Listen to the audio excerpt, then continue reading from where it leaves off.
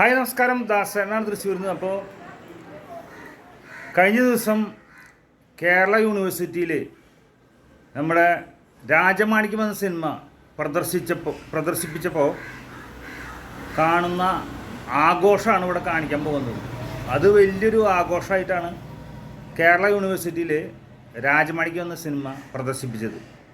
ഇപ്പോഴും അതിൻ്റെ പവർ നിങ്ങൾ നോക്കിയാൽ, രാജമാണിക്യ സിനിമയുടെ ഒരു പവർ.